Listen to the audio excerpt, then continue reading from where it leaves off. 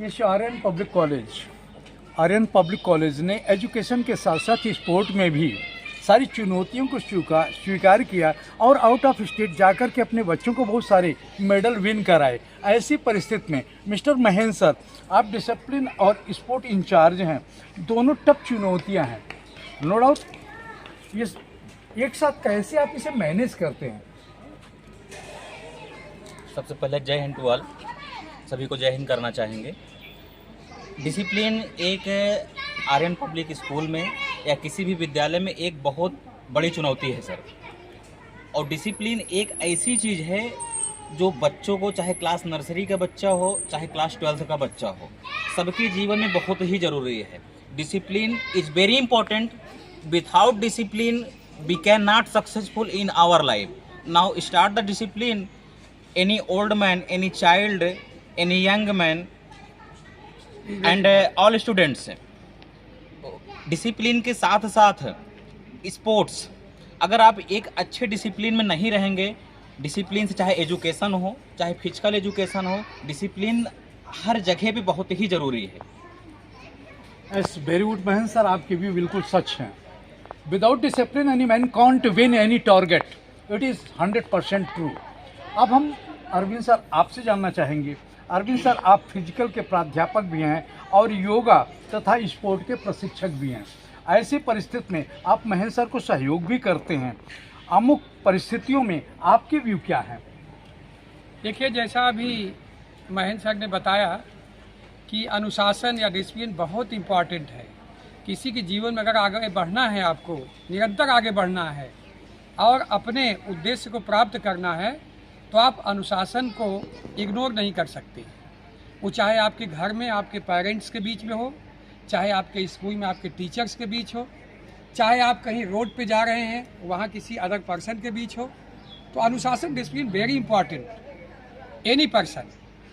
तो इसका ध्यान रखना है। और स्पोर्ट में तो बहुत ज़रूरी है। स्पोर्ट में आपका रेफरी है, आपका एम्पायर है, वो जो डिसीजन देता है उसको मानना, उससे आप आर्गूमेंट नहीं करना।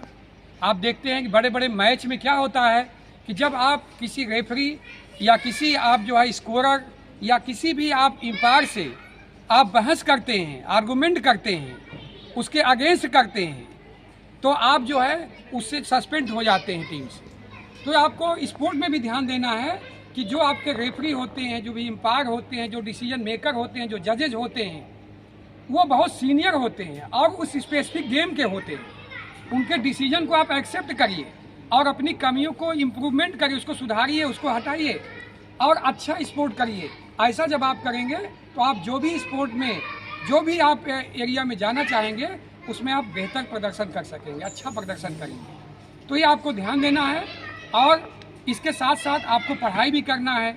और आप जानते हैं कि स्पोर्ट का कितना जो है इम्पॉर्टेंट है। अभी सरकार ने, आपने देखा जो भी आपकी भर्तियां आई हैं उसमें 5 से 10% आपको स्पोर्ट कोटा दिया है। तो आप अगर किसी स्पोर्ट में क्लस्टर में जाते हैं या जोनल में जाते हैं, आप कोई पार्टिसिपेट करते हैं, तो 5% आपको वेटेज मिल जाता है। और अगर आप उसमें विनर हो जाते हैं 10% वेटेज मिलता है। कितनी नौकरियां स्पोर्ट कोटे से मिल जाती हैं, तो कितना इम्पोर्टेंट है इसको आप समझ सकते हैं। तो thank you very much sir. Thanks sir. ये मिस्टर अरविंद सर, आप यहाँ प्राध्यापक भी हैं, आप अपर क्लास को हैंडल करते हैं फिजिकल एजुकेशन, ये आपके व्यू थे। अब हम महेंद्र सर आपसे एक बार पुनः मुखातिब होना चाहते हैं और ये जानना चाहते हैं, आप कॉलेज के स्टूडेंट्स को लेकर आउट ऑफ स्टेट भी जाया करते हैं और बहुत सारे मेडल आपके नेतृत्व में यहाँ के स्टूडेंट्स ने विन किए हैं। ऐसी परिस्थिति में आगे के व्यू आपके क्या हैं? आप आगे इन बच्चों को कहाँ तक ले जाने के ख्याल सोच रहे हैं, इस पर आपके क्या विचार हैं? जी बिल्कुल सर, हम बताने के लिए तैयार हैं। देखिए सर, जो छोटे छोटे जो बच्चे होते हैं, सबसे पहले इनका तो हम जानेंगे इनके अंदर क्षमताएं क्या क्या होती हैं, इंडोरेंस कहाँ होता है, स्ट्रेंथ जो कैसे होता है, अगर ये छोटी छोटी चीज़ें सर अगर हम जानेंगे बच्चों का कि इनका एजुकेशन में जो मन लगता है या फिजिकल एजुकेशन में इनका जो है मन लगता है, अगर इनकी छोटी छोटी गतिविधियों को ऑब्जर्व करेंगे, देखेंगे, इसीलिए सर हम लोग एनुअल स्पोर्ट्स कराते हैं, इसीलिए कराते हैं ताकि उनके में छोटी छोटी चीज़ें जो हैं उनको हम जान सकें। अब जैसे अभी जो प्रेजेंट टाइम में आपके विद्यालय में आर्यन पब्लिक स्कूल में जो है अभी एनुअल स्पोर्ट की तैयारी चल रहा है। 21 दिसंबर को आपका एनुअल स्पोर्ट्स है, उसमें हमने 3 कैटेगरी में हमने जो है डिवाइड किया हुआ है। जैसे सब जूनियर का क्लास 1 से लेके क्लास 4 तक हमने जो डिवाइड किया हुआ है, क्लास 5 से लेके क्लास 7 तक जूनियर डिवाइड किया हुआ है, एंड सीनियर सेक्शन में क्लास 8, 9th एंड 11th का डिवाइड किया हुआ है। अब इसमें क्या है, सब जूनियर में जो इवेंट हैं 100 मीटर रेस है, 200 मीटर रेस है, 400 मीटर रेस है, रिले रेस है, टग ऑफ वॉर है एंड खो खो है।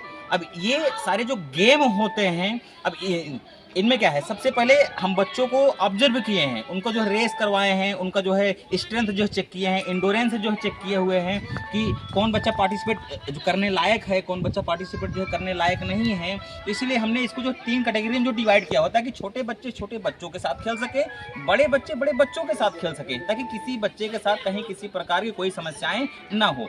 अब सर हम आ जाते हैं, जैसे आपने बोला कि सर ये तो जो विद्यालय लेवल का था जो टूर्नामेंट एनुअल स्पोर्ट्स का था, जैसे सर आपने पूछा हमसे कि ठीक है अब आप बताइए आउट ऑफ स्टेट टीम को जो है लेके सर जो है आप जाते हैं, बहुत सारे मेडल भी हासिल किए, कैसे हासिल किए। तो सबसे पहले सर अपने विद्यालय में हम बच्चों को चिन्हित करते हैं कि हाँ ये बच्चा एजुकेशन में बहुत अच्छा है, ये बच्चा खेलने में बहुत अच्छा है। और कुछ बच्चे सर ऐसे होते हैं जो दोनों में बहुत बेस्ट होते हैं, दोनों बेस्ट होते हैं जी, होते हैं। तो उनको हम चयन करते हैं, एक अपनी हम टीम बनाते हैं, सारे टीचर के सहयोग से, हमारे विद्यालय के सारे टीचर के सहयोग से एक टीम बनाते हैं। टीम में सारे टीचर देखते हैं उनका जो है कौन अच्छा कर रहा है, कौन नहीं अच्छा कर रहा है। उसके बाद एक आता है CBSE central board of secondary education का क्लस्टर 5 टूर्नामेंट है। तो इसमें क्या है, ये सीबीएसई सेंट्रल बोर्ड साल में एक बार टूर्नामेंट कराती है, ये जिसमें टीमें हमारी जो है बाहर खेलने के लिए जाती है। सीबीएसई क्लस्टर 5 टूर्नामेंट ये साल में एक बार टूर्नामेंट होता है। इसमें क्या है सर, इसमें जैसे आपके स्कूल से 4 गेम को हम जो है लेके जा चुके हैं। खो खो हो गया, जो कबड्डी हो गया, वॉलीबॉल हो गया एंड योगा के सर हमारे खड़े हुए हैं। अभी जो फिलहाल योगा के बारे में सर बताएंगे। अभी तो जो है फिलहाल हम 4 टीम ही जो है लेके जा पा रहे हैं, इसलिए कि अभी हम जो ज़्यादा से ज़्यादा तैयारी कराने के जो सर जो प्रयास कर रहे हैं। अभी इसके बाद हम हरियाणा रोहतक टीम को लेके गए थे, जैसे सर आपने बोला कि वहाँ पे सर अचीव कैसे जो प्राप्त किए। सर बच्चों के साथ हर टीचर लगना पड़ता है सर, बच्चों के साथ बच्चा बनना पड़ता है सर, बच्चों के साथ जो है सर मिट्टी में खेलना पड़ता है, उनके साथ गिरना पड़ता है सर, गिर के उठना पड़ता है सर। सर तब जाके बच्चा जमीन से उठता है विद्यालय के। बिल्कुल सर, चाहे अगर एजुकेशन में भी है सर, हमेशा बच्चों के साथ जो है, अगर मैं एक स्पोर्ट टीचर हूँ, एज आर्यन पब्लिक स्कूल का स्पोर्ट टीचर हूँ, अगर मैं बच्चों के साथ बच्चा बन के अगर मैं खेल रहा हूँ, तब जाके बच्चा सर कहीं न कहीं ग्रोथ करेगा। अगर इसमें ये भी है, बच्चों के साथ हमेशा मित्रवत व्यवहार करना चाहिए। अगर आप उनसे जो मित्रवत जो है व्यवहार करते हैं, मित्र नहीं बनाना है, मित्रवत से उनसे व्यवहार करना है। नहीं तो अगर हमसे मित्र बनाएंगे तो कहीं ना कहीं वो अनडिसिप्लिन बच्चे आएंगे। इसके पहले हमने स्टेटमेंट दिया कि discipline is very important, without discipline we can not successfully in our life. हर बच्चे के जीवन में एक अनुशासन बहुत ही जरूरी है। अगर अनुशासन है तो जीवन की सारी चीजें हैं, अनुशासन नहीं है तो जीवन की कोई भी चीजें नहीं। अब स्पोर्ट्स अगर बच्चा खेलेगा नहीं, कल को अगर एजुकेशन अगर आईएएस भी बन जाता है, अगर आईएएस भी बन जाता है बच्चा जो है, उसका अगर शारीरिक रूप से फिट नहीं है तो क्या होगा सर।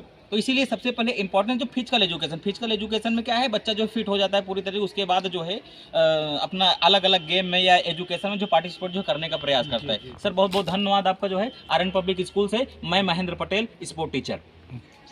अब मिस्टर अरविंद सर, आप योगा के प्रशिक्षक हैं, विद्यालय को आपने हर स्टूडेंट को योगा के बारे में बहुत सारी जानकारियाँ दी हैं, समय समय पे आप प्रशिक्षण देते रहते हैं, और आप यहाँ अपर क्लास के फिजिकल एजुकेशन के टीचर भी हैं। ऐसी परिस्थिति में आप टीम का नेतृत्व आउट ऑफ स्टेट कर चुके हैं योगा में, और बहुत सारे प्राइज भी आपने विन किए अपने नेतृत्व में। आपका क्या कहना है अबाउट योगा? आप कॉलेज के स्टूडेंट को आगे कहाँ तक ले जाने के व्यू में हैं, आपके क्या विचार हैं? Thank you sir. बहुत अच्छा आपने प्रश्न पूछा है।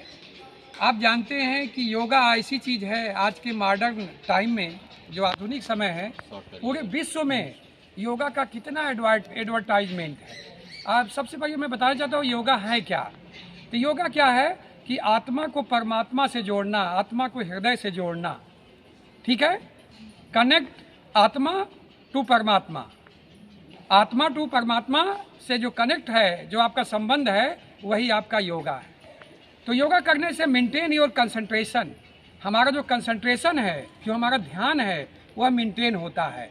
रिड्यूस योर डाइवर्जन, और जो हमारा डाइवर्जन है वो ख़त्म होता है। आप देखते हैं कि टीचर पढ़ाता है या कुछ सिखाता है, ट्रेंड करता है, तो बच्चे डाइवर्ट होते हैं, पढ़ाया कुछ जाता है, पढ़ते कुछ है, बताया कुछ जाता है, समझते कुछ और है। तो जो इनका डाइवर्जन है माइंड, जो इनका माइंड चक्री की तरह घूमता रहता है, जब आप योगा करते हैं तो आप उनका माइंड कंसंट्रेट होता है, वन पॉइंट फोकस होता है, जो पढ़ा जाता है उस पर ध्यान केंद्रित होता है। इस प्रकार से योगा करने से आपका कंसंट्रेशन मेंटेन होता है। अभी आप जो बता रहे हैं कि धनबाद हमारी टीम गई थी जोनल कंपटीशन में, हमारे बच्चे 68 टीम थी, वहाँ हमारी गर्ल्स 3rd पोजीशन पे आई थी और हमारे जो बॉयज़ थे 5th पोजीशन पे आए थे। वहाँ 68 टीम में, और पूरे जोन का हुआ था, यूपी, बिहार और झारखंड। तो धनबाद तक छोटे छोटे बच्चे हमारे गए थे, तो अच्छा पार्टिसिपेट किए थे। तो योगा करने से हमारा माइंड भी फ्रेश रहता है, हमारा जो माइंड का स्ट्रेस है, एंजाइटी है, टेंशन है, वो रिड्यूज होता है, हमारा कंसंट्रेशन मेंटेन होता है और हम फ्री माइंड, फ्रेश माइंड में रहते हैं। Thank you very much. Thank you Mahendra sir, Arvind sir, आप दोनों को बहुत बहुत धन्यवाद। अब अगर क्रॉस क्वेश्चन कुछ करना चाहें, अभी आप एनुअल स्पोर्ट कराने जा रहे हैं, आपके टारगेट लंबे हैं, आपके कॉलेज का नाम काफ़ी लंबा है डिस्ट्रिक्ट में, ऐसी परिस्थिति में आप अपने कॉलेज को स्पोर्ट में और कितनी ऊंचाई तक ले जाने के व्यू में हैं, आपके क्या विचार हैं? सर, जहाँ तक मेरा मानना है कि स्पोर्ट्स में हर बच्चे का जो एक नेतृत्व होता है, जिसमें इच्छाएं होती है, मैं बच्चों को एक इंटरनेशनल लेवल तक